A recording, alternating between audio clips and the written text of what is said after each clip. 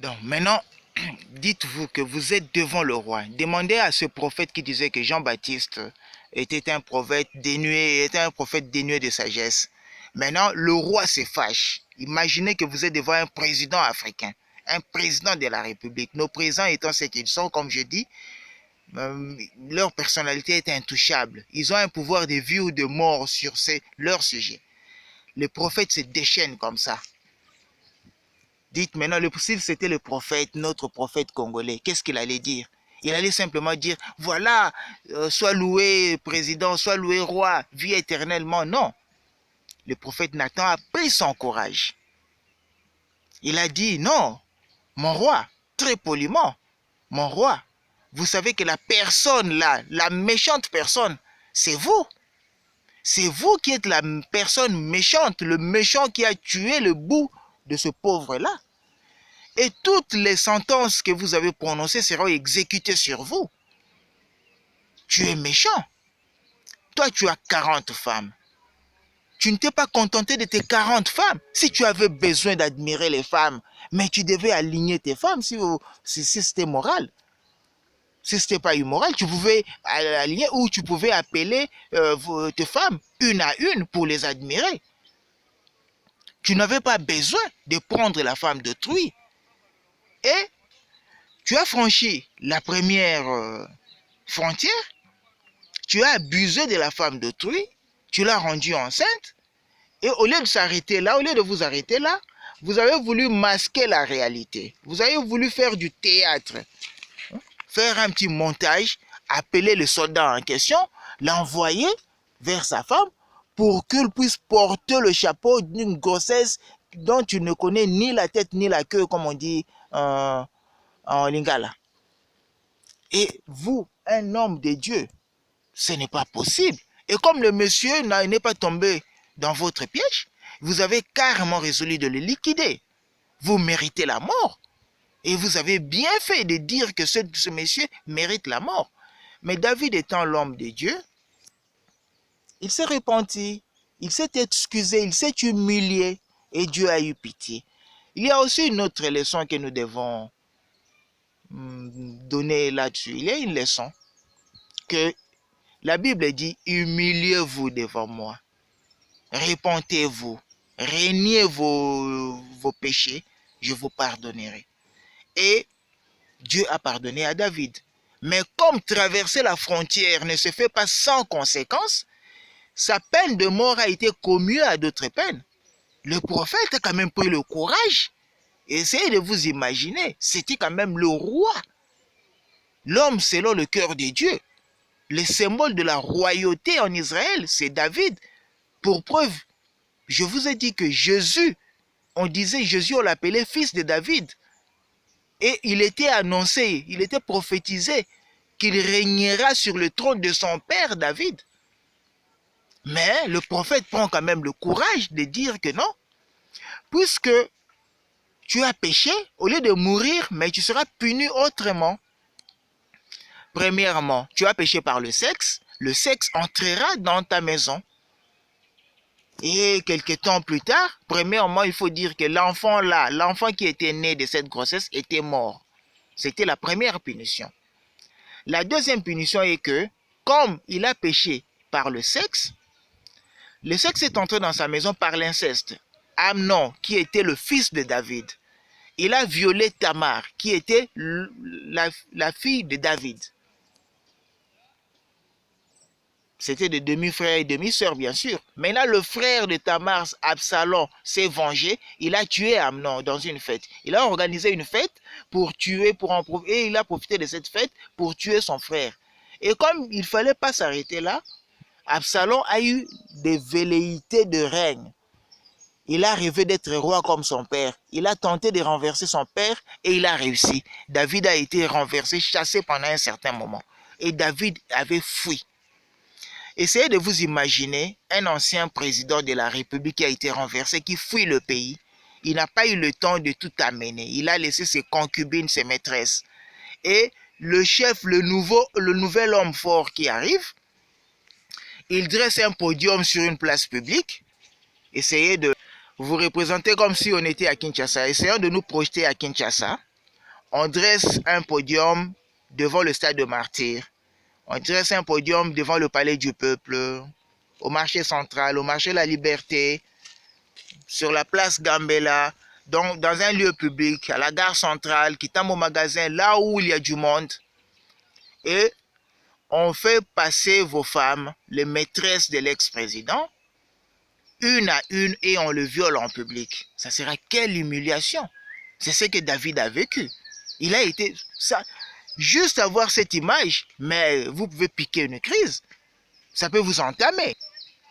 Tout ça pourquoi? Parce qu'il a franchi la frontière. Donc, ça ne blague pas. Et les exemples sont légion, ici chez nous. Lorsque nous revenons dans le cas pratique, la frontière c'est quoi? Franchir la frontière, être trop près de la frontière, comme nous avons dit, en résumé, être trop près de la frontière, se ramène à deux choses. La première chose, c'est d'avoir des fréquentations dangereuses. De fréquenter des personnes de très mauvaise vie, des personnes qui peuvent vous faire basculer dans le mal. Vous êtes bon, vous êtes pieux, vous croyez en Christ, vous êtes chrétien, mais vous fréquentez des mauvais amis. On dit les mauvaises fréquentations corrompent le bonnes mœurs. Et il y a une seule recommandation, éloignez le méchant du milieu de vous ou sortez du milieu d'eux. Mais si vous n'avez pas la lucidité de sortir et que vous continuez à fréquenter ces gens, vous finirez par vous accommoder à leur mode de vie. Un jour, vous finirez par le pratiquer. Ça, c'est la première chose, la première frontière à se rapprocher. La deuxième frontière à se rapprocher, c'est adopter un comportement dangereux. Un comportement dangereux, c'est quoi? Généralement, lorsqu'on adopte un comportement dangereux, avec ce qu'on nous a appris, la façon dont on nous a abrutis, on va nous dire que non, il suffit de se protéger, il suffit de prendre des précautions, vous irez mieux. Non, ça c'est de l'enfumage. On est simplement en train de nous tromper, on est simplement en train de nous balancer des conneries. Excusez-moi un peu de parler l'argot. Non, aller fréquenter les prostituées n'a pas de problème. Il suffit de vous protéger, de porter un préservatif et puis ça ne se passera rien. Mais vous savez très bien que il y a des gens qui ont porté des préservatifs qui se sont éclatés, qui se sont troués. Et lorsque vous fréquentez un prostitué, vous ne connaissez pas son état physiologique. Elle est peut-être malade, ou elle est malade confirmée, ou elle est malade soupçonnée, ou elle est malade indétectable, parce qu'il y a aussi des porteuses saines et des porteurs sains. Mais que vous les fréquentez et qu'il arrive que le préservatif rompt, comment allez-vous faire? Non, fumer, il n'y a pas un problème. Fumer, il suffit de boire beaucoup de lait, de bien manger, il n'y a rien. Non, non, non. Ça, c'est du mensonge. Lorsque vous fumez, vous buvez du lait, si vous ne tombez pas malade, c'est que Dieu a eu pitié de vous. Il y a toujours des répercussions. Prenez de l'alcool, prenez de la bière, mais mangez bien. Il ne vous arrivera rien. C'est du mensonge. Tout comportement à risque, lorsque vous persistez dans ce comportement, c'est comme si vous vous mettez trop près de la frontière. Vous finirez un jour ou l'autre par payer et ça ne sera pas bien. Généralement, il arrive, quelles sont les raisons, quels sont les mobiles qui poussent les uns et les autres à adopter des comportements à risque? On nous dit, moi je suis chrétien, le chrétien c'est la lumière du monde, je suis chrétienne. Moi, lorsque je fréquente des gens, c'est pour les convertir. C'est bon. Ça aussi, c'est très bon. C'est très bon. Mais il faut avoir une foi solide. Et c'est un combat, c'est un bras de fer. Lorsque vous cherchez à convertir un païen, sachez très bien que vous êtes engagé dans un bras de fer. C'est l'un ou l'autre. Soit vous le convertissez, soit c'est lui qui vous convertit.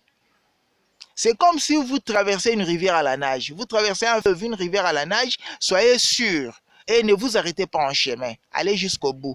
Parce que si vous vous arrêtez en chemin, c'est la rivière qui vous emporte.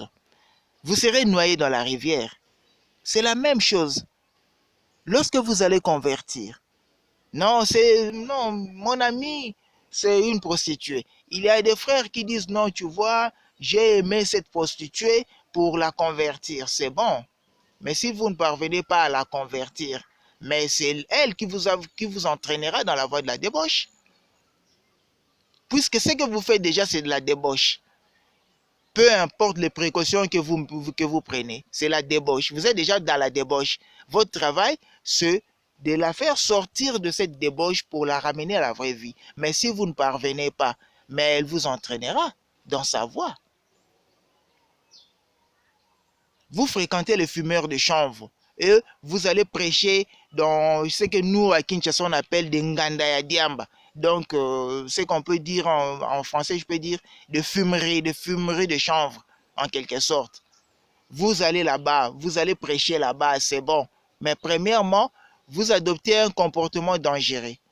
De un, vous êtes fumeur passif pendant que vous allez prêcher là-bas. Les autres sont en train de fumer leur chanvre et vous inhalez la fumée du chanvre. Donc, c'est que vous fumez passivement. Est-ce que vous ne serez pas peut-être enivré quelque part? Ça ne peut pas vous faire des effets? Deuxièmement, si la police, puisque la police fait régulièrement des visites dans des lieux pareils, si la police descend et vous attrape, vous ferez la prison. Vous serez traité comme des fumeurs et de vendeurs de drogue. Troisièmement, à force de vous accommoder à cette vie, à force de vous adapter à cet environnement, vous finirez un jour, même s'il n'y a pas les brebis entre guillemets, que vous allez prêcher là-bas, un jour vous finirez par y trouver un lieu de repos. Vous pouvez commencer par vous reposer là-bas et finalement un jour, on ne sait jamais, parce que dans ces lieux, on raconte que le joint circule, hein? Ça circule. Tel a allumé le joint, il a tiré 2 tafs, il a fait circuler. Un jour, vous aussi, hein, le joint tombera entre vos mains et puis vous prendrez 2 ou 3 tafs et vous ferez circuler. Ça commence toujours par des tafs. Par des tafs. Les comportements à risque, ça commence toujours par des essais. Généralement, les enfants, d'habitude, lorsqu'on était encore enfant, aujourd'hui, ça s'est fait de moins en moins. Lorsqu'on était enfant, on envoyait les enfants aller allumer des cigarettes. Un adulte vous envoie, il dit, va allumer la cigarette. Vous allez là où on préparait, vous prenez une bûche et vous allumez simplement une petite taf, vous donnez la cigarette à l'adulte. Et généralement, dans la plupart des cas, 70% de ces enfants qu'on envoyait allumer des cigarettes ont fini par devenir eux-mêmes des fumeurs. C'est un comportement à risque qu'ils ont pris. Ce sont des frontières qu'ils ont côtoyées de très près depuis longtemps. Généralement, il se passe aussi, lorsqu'il y a un grand frère qui a une copine et qui envoie sa petite sœur, vous savez, il arrive de secrétaire, hein, va chez Yaya Tel, fait semblant d'aller te faire tresser les cheveux, mais quand vous restez ensemble, vous passez le message, c'est pour la faire sortir. Et la secrétaire, la fille, la petite sœur. En faisant cela, la petite sœur et le grand frère ne savent pas qu'ils sont en train d'adopter un comportement qui fera que sa petite sœur fréquente la frontière de trop près. Et dans la plupart des cas, ces genres de filles finissent elles-mêmes par se faire draguer et on leur enverra aussi des jeunes filles pour le faire sortir de la maison. Généralement, il est important que chacun de nous se rende compte et sache que adopter un comportement à risque, c'est se rapprocher de la frontière. Lorsque vous restez dans votre aire de confort, vous restez dans votre camp, le chantre avait dit, pour que le diable vous atteigne, il faut passer par 3 choses. Il faut d'abord qu'il y ait une justification. Le diable doit justifier l'attaque. Comme le livre de Job nous apprend, le diable demande parfois la permission de s'attaquer aux enfants de Dieu. Il doit avoir une raison, une justification. Mais lorsque vous n'accordez aucune raison, vous n'accordez aucune justification au diable, il manquera d'arguments. Mais si vous lui donnez une justification, mais une malédiction sans cause n'a pas d'effet, mais une malédiction qui a une cause. Le diable dit, je vais attaquer tel, je vais lui donner une maladie sexuellement transmissible parce qu'il fréquente des prostituées. Il y a une cause. Mais si le diable veut vous jeter un mauvais sort, vous rendre malade, vous coller une MST ou une IST. Oui, mais quelle sera la justification? Quelle sera la justification? Parce que vous ne fréquentez pas les prostituées, vous préservez votre chasteté, vous attendez le mariage, et lorsque vous prenez une femme ou un homme, vous faites des tests, il n'y a pas de justification. Donc le diable n'aura pas de porte d'entrée. La sanctification, ce sont des barrières. Et le baptême du Saint-Esprit, vous êtes couvert par le Saint-Esprit, mais commencez d'abord par enlever toute justification au diable pour vous faire du mal. C'est ça le premier mobile. Il est vraiment très important. Très, très important. D'où, lorsque vous allez, comme je vous ai dit, vous allez, vous dites que non, je vais là-bas pour essayer de convertir. Faites très attention. C'est un bras de fer. Lorsque vous allez convertir un pécheur, sachez-le très bien que si vous n'arrivez pas à convertir le pécheur, c'est le pécheur qui vous convertit. C'est comme vous voulez traverser une rivière à la nage, vous voulez traverser un fleuve à la nage. Si vous n'arrivez pas à aller jusqu'au bout, si vous vous arrêtez en chemin, si vous arrêtez de nager en chemin, c'est le fleuve ou c'est la rivière qui va vous emporter. Vous mourrez noyé simplement parce que lorsque vous vous engagez dans un bras de fer contre le diable, il faut aller jusqu'au bout. Il ne faut pas vous arrêter en chemin. Sinon, ça sera irrécupérable. Bien aimé, je pense que cette matière peut vous être utile. Si 2 ou 3 personnes peuvent trouver des enseignements dignes de fortifier leur foi ou de rectifier leur comportement, que Dieu soit loué. Et je vous laisse avec la chanson du frère pour clôturer.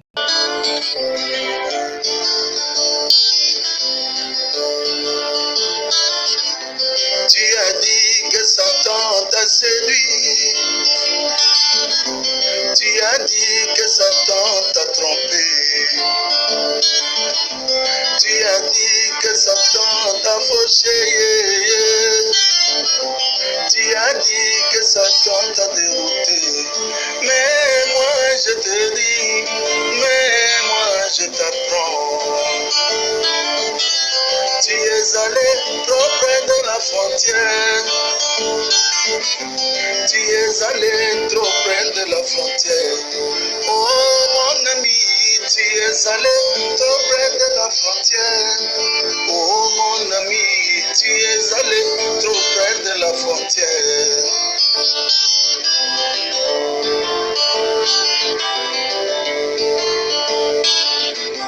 Tu as oublié que Dieu exige toujours une vraie et totale séparation entre les ténèbres et la lumière, entre la foi et l'incrédulité.